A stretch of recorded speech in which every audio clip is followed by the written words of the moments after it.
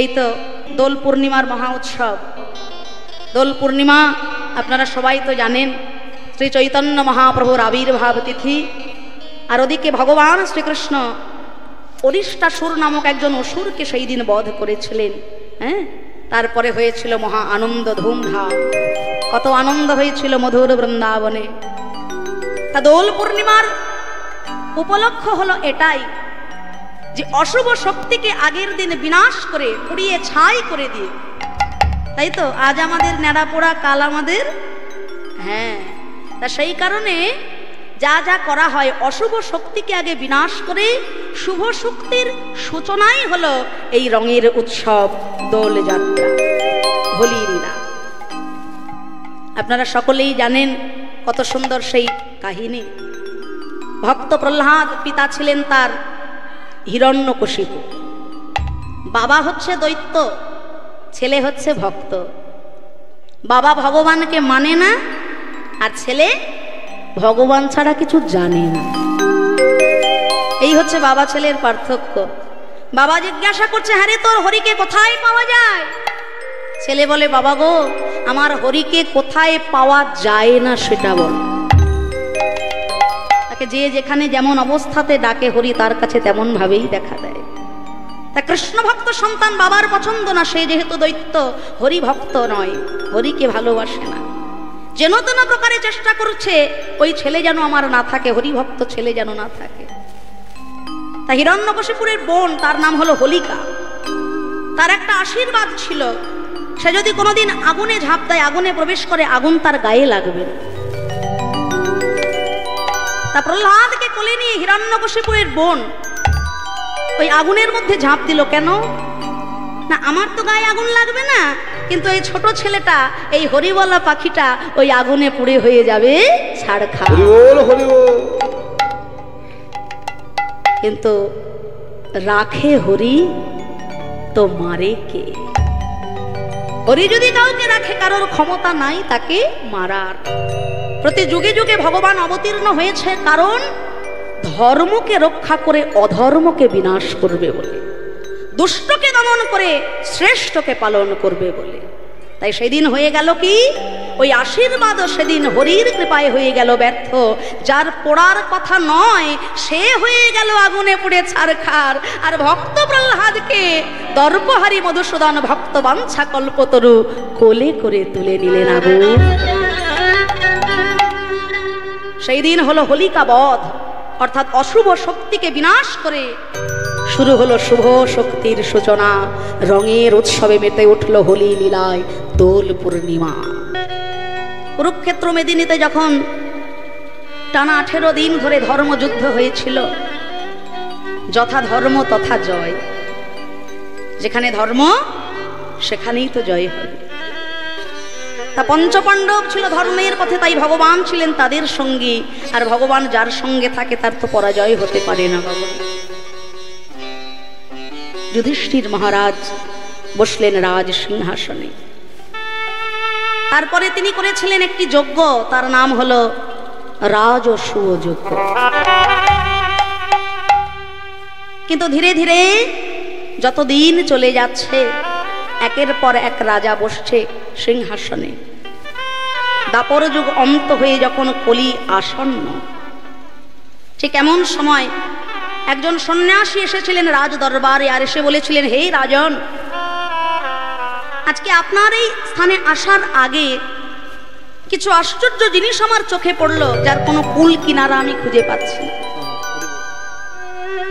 কিছু আশ্চর্য জিনিস আমি দেখতে পেলাম। প্রথম যেটা দেখলাম, একজন রমণী একটা কলসিতে করে সরোবর থেকে জল ভরছে।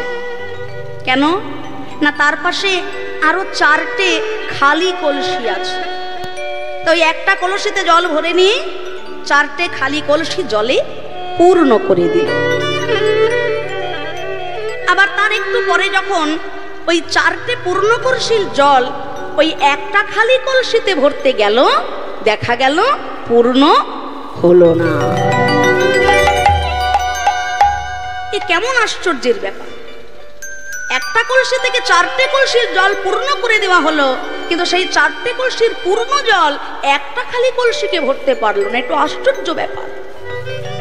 আরো একটা জিনিস দেখলাম, বিশাল এক জমি, সেখানে চাষাবাদ হচ্ছে, আর ফসল রক্ষা করার জন্য যাকে রাখা হয়েছে, দেখেন না আপনারা জমিতে ফসল রক্ষা করার জন্য একজন পুতুলকে দাঁড় করানো হয়, দুটো হাত, কি বলে, কাকতারুয়া।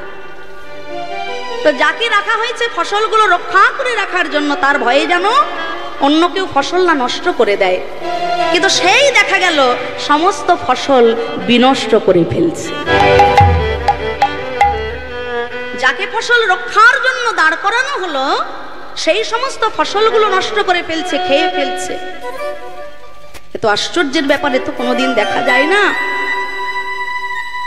আরো একটা জিনিস দেখলাম, দুটো গাছের মাঝখানে একটা ছোট্ট ছিদ্র হয়েছে। সেই যে ছোট্ট ছিদ্রটা দিয়ে একটা বিশাল প্রকাণ্ড হাতি, তার তো প্রকাণ্ড শরীর, তার শরীরটা নিয়ে ওই ছোট জায়গাটার মধ্যে দিয়ে তার শরীরটা নিয়ে চলে গেল, কিন্তু আটকে গেল এসে তার শেষের লেজের দিকটা। হাতি হয় প্রকাণ্ড, লেজ হয় তার অত্যন্ত সরু, কিন্তু হাতির শরীরটা গলে গেল ছিদ্র দিয়ে, অবশেষে তার লেজ এসে আটকে গেল ছিদ্র। এ কেমন আশ্চর্য ব্যাপার। আর সর্বশেষ যা দর্শন করলাম, একটা বিশাল বড় পাথর, হয়তো ভীষণ ভারী, সেই বিশাল পাথরটাকে একটা সরু সুতো, যা হয়তো চোখেই প্রায় দেখা যায় না, সেই সরু সুতো টেনে টেনে বয়ে নিয়ে চলে যাচ্ছে। মহারাজ মনে মনে চিন্তা করলেন, আপনি যা দেখেছেন এ আর অন্য কিছু নয়, এইটাই হলো আসন্ন কলির প্রভাব। দাপরের অন্তে ধীরে ধীরে যে কলির প্রবেশ হচ্ছে, তারই নিদর্শন, তারই প্রমাণ দেখতে পেলেন আপনি। আর যতদিন যাবে কলিযুগের এমনই অবস্থা হবে। কলিযুগের আয়ু কত? বাহ বাহ বাহ, বলিহারি বাবা, আমার বাবা ঠিক উত্তর দিয়েছে। 4,32,000 বছর হলো কলিযুগের আয়ু। আর তাকে দ্বিগুণ করলে হয় ত্রেতা যুগ, দাপর যুগ। তাকে 3 গুণ করলে হয় ত্রেতা যুগ, তাকে 4 গুণ করলে হয় সত্য যুগ। তা মাত্র 5,000 বছর গেছে, আপনারা অনেক দিন আরো বাঁচবেন, কোনো চিন্তা নেই। 4,32,000 বছর আয়ু হলো কলিযুগের। যত ধীরে ধীরে কলির প্রভাব পড়বে জগতে, এই সমস্ত কারণগুলোই আপনারা দেখতে পাবেন। যেমন একটা ভর্তি কলসি 4টে খালি কলসিকে ভরে দিল, কিন্তু সেই 4টে ভর্তি কলসি একটা খালি কলসি পূর্ণ করতে পারল। যতদিন যাচ্ছে তাই তো দেখা যাচ্ছে বাবা। একজন মা, একজন বাবা তার জীবনের যথা সর্বস্বটুকু দিয়ে 4টে সন্তানকে লালন পালন করছে, বড় করছে। তার যা আছে তার সবটুকু দিয়ে সন্তানকে তারা তৈরি করছে, কিন্তু সেই সন্তানগুলো যখন বড় হচ্ছে, একজন মায়ের সেবার দায়িত্ব একা নিতে পারছে না। এ বলে তুই 2 দিন দেখ, ও বলে তুই 2 দিন দেখ, সে বলে তুই 2 দিন দেখ, আর এইভাবে দেখতে দেখতে ভাগের মা শেষে গঙ্গা পায় না। একজন মা 4 জন সন্তানকে সবটুকু দিয়ে তৈরি করলো, কিন্তু সেই 4 জন সন্তান একজন মাকে, একজন বাবাকে ভালোবেসে দেখাশোনার দায়িত্ব নিতে পারছে না। আর দ্বিতীয়, যাকে রক্ষা করার জন্য রাখা হয়েছিল ফসল, সেই সকল কিছু ভক্ষণ করে নিল। এইটাই হবে কলিযুগ যত যাবে। সমাজ রক্ষার দায়িত্বে থাকবে যারা, কিছু মনে করবেন না বাবা, এটা কলির প্রভাব। যতদিন যাবে, যেই লঙ্কায় আসবে বাবা, সেই রাবণ হবে। আমি কারোর পক্ষপাতিত্ব নিয়ে কথা বলছি, এটা কলির প্রভাব, এটা হতেই হবে। রক্ষা করার দায়িত্ব যার প্রতি থাকবে, সে আগে ভক্ষণ করবে। যার দ্বারস্থ হয়ে আমরা মুক্তির আশায় যাব, সেই আমাদের আরো বিপদগ্রস্ত করবে। যে রক্ষক, সেই হবে কলিতে ভক্ষক। হরি বল, হরি বল। আর তৃতীয় যেটা দেখলাম, যে একটা ছোট জায়গা থেকে প্রকাণ্ড আকারের হাতিরই তার শরীরটা নিয়ে চলে যাচ্ছে, কিন্তু অবশেষে তার লেজ এসে আটকে গেল ছিদ্র।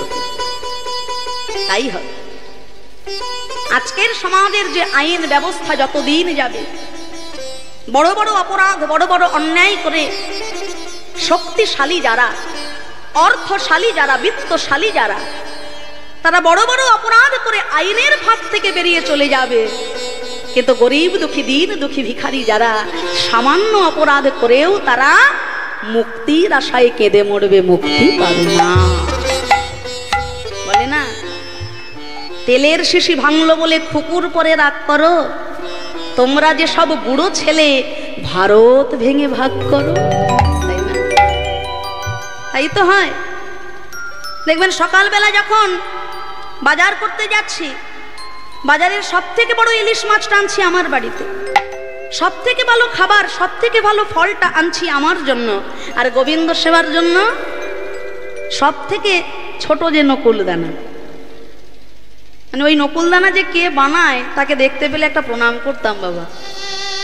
দিনে দিনে যত যাচ্ছে সাইজ আরো তত ছোট হচ্ছে। বাজারের সব থেকে দামি দামি জিনিসগুলো আনছি আমার বাড়ির সেবার জন্য, অথচ ভোরবেলা যখন মর্নিং ওয়াক করতে যাচ্ছি 4টে প্লাস্টিক পকেটে করে নিয়ে যাচ্ছি। কেন? ওর গাছের ফুল চুরি করতে হবে না, গোবিন্দ সেবাই দেব।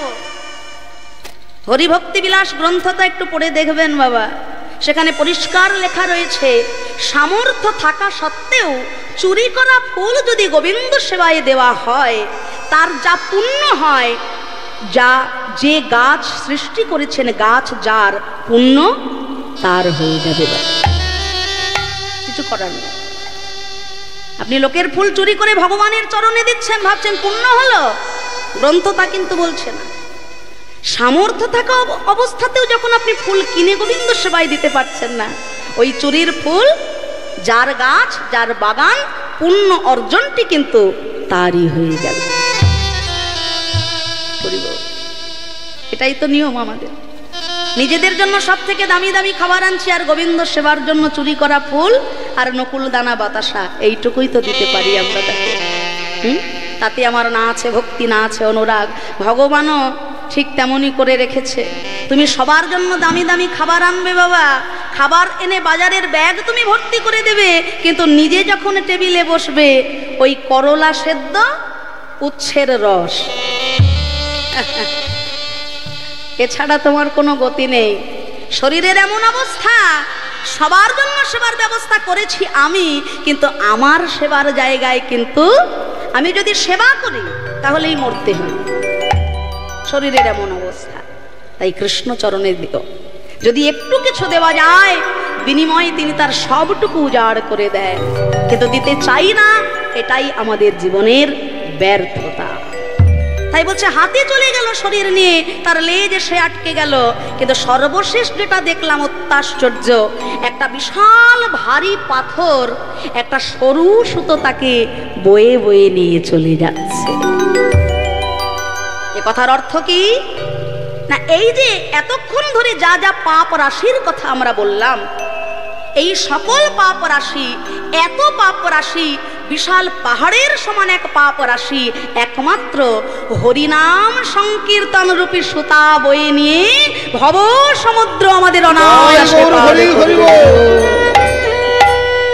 এই হলো সংকীর্তনের মহিমা, এই হলো নামের মহিমা।